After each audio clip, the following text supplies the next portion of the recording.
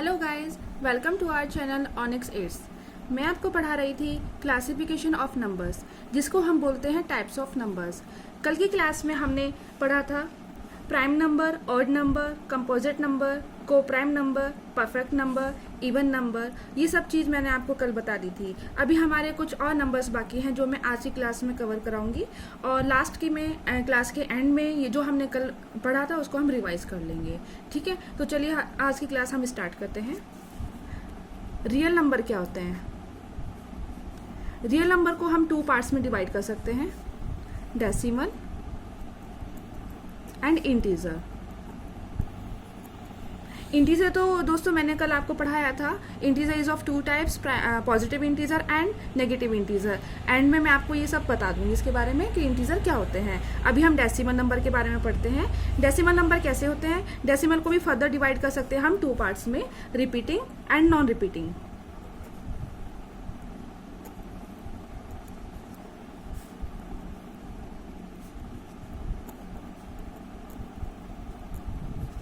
Repeating number कैसे होते हैं? जैसे हमारा 0.555 नंबर है, ये एक डिजिट के बाद यही डिजिट रिपीट हो रही है, तो ये इसको हम बोलेंगे रिपीटिंग नंबर। दूसरा, अगर हम लिखते हैं 0.89435, ये नॉन रिपीटिंग नंबर कहलाएगा। क्यों कहलाएगा? क्योंकि इसमें एक डिजिट के बाद डिफरेंट डिजिट्स आ रही हैं। ठीक है, इसमें संख्या अलग अलग हैं, तो इसको हम बोलेंगे नॉन रिपीटिंग। रिपीटिंग नंबर को हम टर्मिनेट नंबर भी बोल सकते हैं।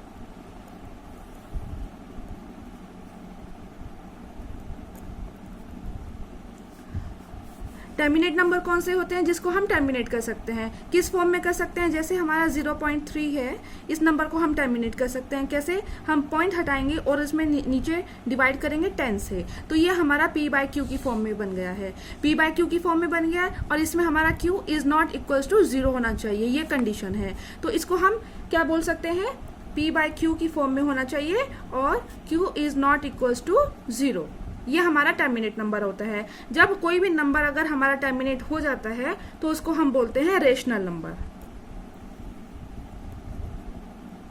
और नॉन रिपीटिंग जैसे यहाँ पे रेशनल नंबर कहलाता है, और ये क्या कहलाएगा? Irrational number.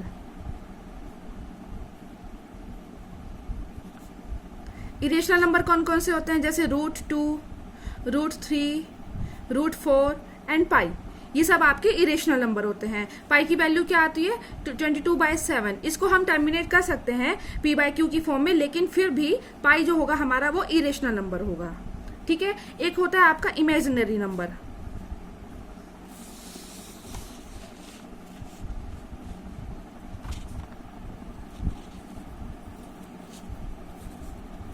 ये ज्यादा इंपॉर्टेंट नहीं होता है, लेकिन फिर भी बताना आपको जरूरी है। इसको हम रिप्रेजेंट करते हैं आई से। आई क्या होता है हमारा? आयोटा। आई स्क्वायर की वैल्यू होती है √-1। Sorry, i square is equal to -1, और आई की वैल्यू क्या हो जाएगी? √-1। ठीक है, एक मैं इंपॉर्टेंट नोट बता रही हूँ, आप नोट कर लीजिएगा, बहुत इंपॉर्टेंट है, ये एग्जाम से पूछा जाता है। ऑल इंटीजर्स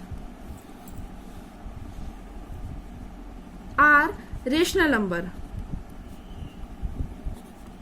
कोई भी इंटीजर होगा, जैसे 2 हुआ या 3 हुआ या 4 होगा, इसको हम रेशनल नंबर बोलेंगे। अब आप सोच रहे होंगे रेशनल नंबर तो वो होते हैं जो p/q की फॉर्म में होते हैं, तो हम क्या 2 को 2/1 लिख के इसको रेशनल नंबर में कन्वर्ट नहीं कर सकते? इसको हम 1, इसके नीचे अगर हम 1 लिखेंगे, डिनोमिनेटर अगर हम 1 लिखते हैं, तो क्या इस नंबर पर कुछ फर्क पड़ेगा? नहीं पड़ेगा। 4 के नीचे अगर हम 1 लगाएंगे तो इसको हम डिनोट करते हैं न्यूमिनेटर, और इसको हम बोलते हैं डिनोमिनेटर। तो 4/1 की फॉर्म में हो गया, तो यानी वो p/q की फॉर्म में हो गया, और q is not equals to 0 है यहाँ पर। तो हम इसको बोल सकते हैं all integers are rational number, but not all rational number are integers. मतलब क्या हुआ?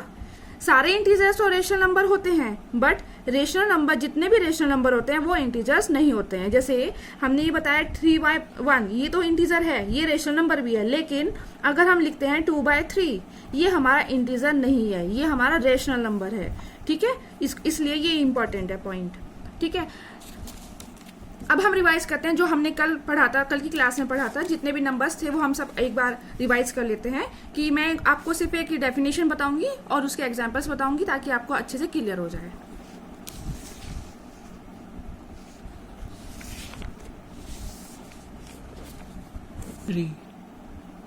कल की क्लास में सबसे पहले हमने रिवाइज किया था, कल की क्लास में हमने पढ़ा था इंटीजर्स क्या होते हैं। Integers is of two types, positive integer and negative integer.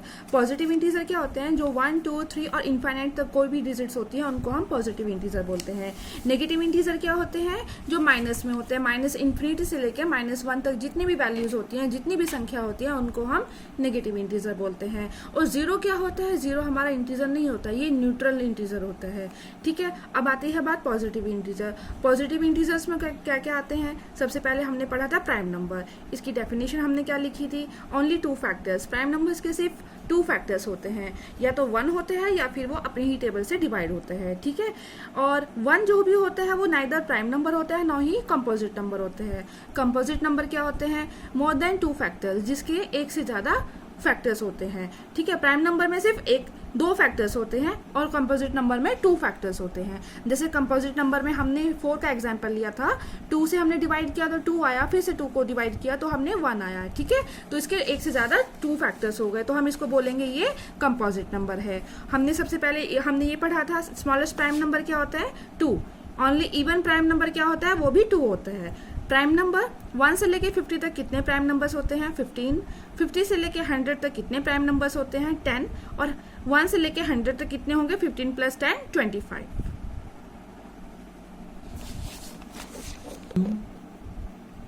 अब आता है परफेक्ट नंबर। परफेक्ट नंबर की डेफिनेशन हमने क्या पढ़ी थी, sum of all factors of numbers is equals to the original number, जैसे एक्सक्लूडिंग फैक्टर इटसेल्फ, ये इंपॉर्टेंट था।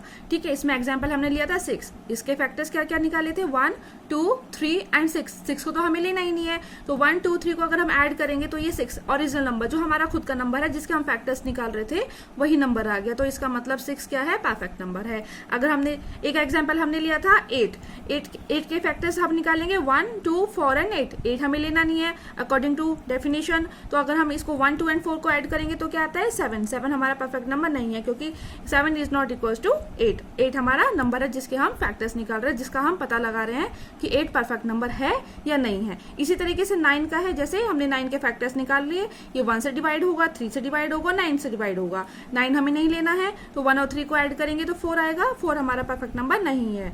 16 के अगर हमने निकाले फैक्टर्स, तो 1, 2, 4, 8 एंड 16 हमें लेना नहीं है। 1, 2, 4 और 8 को अगर हम ऐड करते हैं तो क्या आता है, 15 इज नॉट इक्वल टू 16, तो 16 हमारा परफेक्ट नंबर नहीं है। ठीक है, अभी आगे हमने पढ़ा था कोप्राइम नंबर क्या होते हैं। कोप्राइम नंबर वो नंबर होते हैं, सेट ऑफ 2 प्राइम नंबर्स बोल सकते हैं। इसकी डेफिनेशन हमने एक पढ़ी थी और दूसरी डेफिनेशन हमने पढ़ी थी set of 2 natural number which having HCF 1। HCF क्या होता है, हाईएस्ट कॉमन फैक्टर्स। ये मैं HCF का और LCM का ये कैसे निकाले जाते हैं ये मैं आगे आपको पढ़ाऊंगी। फैक्टर्स कैसे निकाले जाते हैं वो भी मैं आपको बताऊंगी। ये तो बहुत छोटे डिजिट्स थे जिसका हमने ऑरली आपको बता दिया कि इसके फैक्टर्स इतने हैं। अगर आपके पास बहुत बड़ी डिजिट्स आती है तो आप उसको ऑरली नहीं बता सकते, उसके एक फॉर्मुलेज होते हैं। ठीक है, वो शॉर्ट ट्रिक्स भी मैं आपको बताऊंगी और बेसिक्स भी मैं आपको बताऊंगी सब कुछ।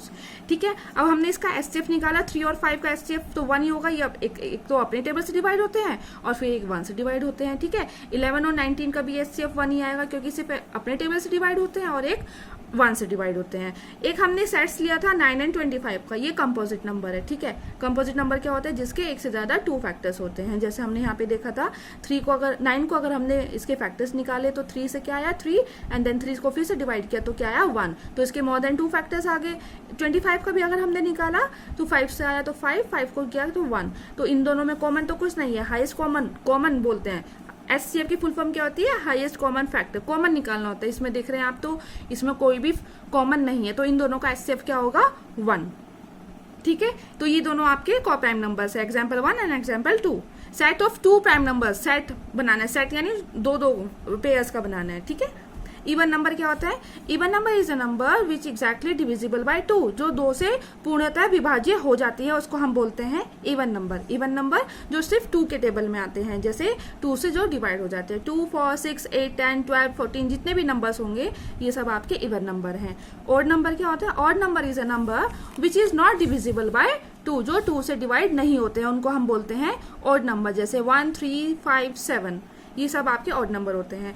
अब जैसे मैंने कुछ टर्म्स पढ़े थे, इवन प्लस इवन नंबर क्या होता है, इवन नंबर होता है, इसके एग्जाम्पल भी मैंने आपको दिए थे, 2 + 6 = 8। 2 भी आपका इवन नंबर है, 6 भी आपका इवन नंबर है, तो इन दोनों को ऐड करोगे तो इवन नंबर आएगा। सेकंड हमने पढ़ा था odd number plus odd number = even number. जैसे ऑड नंबर हमने ले लिया 1 और ऑड नंबर भी 3 ले लिया, इन दोनों को ऐड करेंगे तो क्या आएगा, इवन नंबर। 4 इज हमारा इवन नंबर होता है।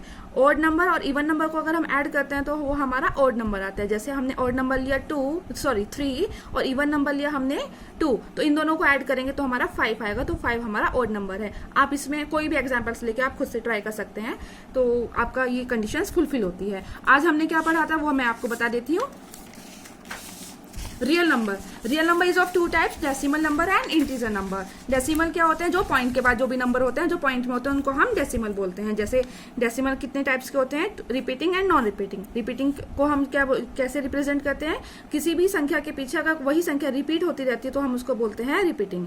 और किसी भी संख्या के बाद पॉइंट के बाद कोई भी संख्या है और उसको वो रिपीट नहीं होती है तो हम उसको बोलते हैं नॉन रिपीटिंग। ठीक है, ये नॉन रिपीटिंग हुआ। रिपीटिंग को हम टर्मिनेट नंबर भी बोल सकते हैं, जिसको हम टर्मिनेट कर सकते हैं। जैसे 0.3 पॉइंट हटा के हमने 10 में इसको कन्वर्ट कर लिया तो p/q की फॉर्म में हो गया। क्यों, हमारा इज नॉट इक्वल टू 0 होना चाहिए, ये कंडीशन है। ये मैंने आपको यहाँ पे लिख दिया, आप इसकी स्क्रीनशॉट भी ले सकते हैं। तो अगर कोई भी नंबर हमारा p/q की फॉर्म में कन्वर्ट हो जाता है तो हम उसको बोलते हैं रेशनल नंबर। इसी तरह नॉन रिपीटिंग नंबर को हम क्या बोलेंगे, इरेशनल नंबर। इरेशनल नंबर कौन कौन से होते हैं, √2, √3, √4 और पाई 22/7 वैल्यू होती है, लेकिन इसको हम रेशनल नंबर बोल सकते हैं, लेकिन फिर भी ये इरेशनल नंबर आएगा। ये फैक्ट है, इसको हम नोट कर लीजिए। अब हमने पढ़ा था इमेजिनरी नंबर। इमेजिनरी नंबर क्या होता है, इसको हम आई से रिप्रेजेंट करते हैं, इसको हम आयोटा बोलते हैं। i² की वैल्यू क्या होती है, -1। इसी तरह अगर हम i की वैल्यू निकालेंगे तो √-1 हो जाएगा। तो और हमने एक इंपॉर्टेंट पॉइंट पढ़ा था, all integers are rational number, यानी 2, 3, 4 कोई भी नंबर अगर हम ले लेते हैं उसके नीचे अगर हम 1 लगाते हैं तो वैल्यू में कोई भी चेंज नहीं आता, तो p/q की फॉर्म में हम इसको कन्वर्ट कर लेते हैं और इसमें q is not equal to 0 होगा। तो ये कंडीशन हमारी फुलफिल होती है, तो इसको हम बोल सकते हैं all integers are rational number. लेकिन वहीं पर हमने और दूसरी जगह क्या पढ़ा था, लेकिन जितने भी रेशनल नंबर होते हैं वो इंटीजर्स नहीं होते हैं। जैसे 2/3 होगा, ये इंटीजर्स नहीं होगा, ये रेशनल नंबर ही कहलाएगा। ठीक है, तो दोस्तों मेरी क्लास कैसी लगी आपको, आप कमेंट करके बताइएगा। और इससे रिलेटेड जितने भी क्वेश्चंस होंगे मैं आपकी प्रैक्टिस के लिए आपको नेक्स्ट क्लास में पढ़ा दूंगी कि इवन नंबर कैसे होते हैं, कैसे निकालते हैं, प्राइम नंबर कैसे निकालते हैं, ये डेसिमल नंबर है या नहीं है, whether it is number is odd और प्राइम, ये सब मैं आपको नेक्स्ट क्लास में पढ़ाऊंगी। So thank you.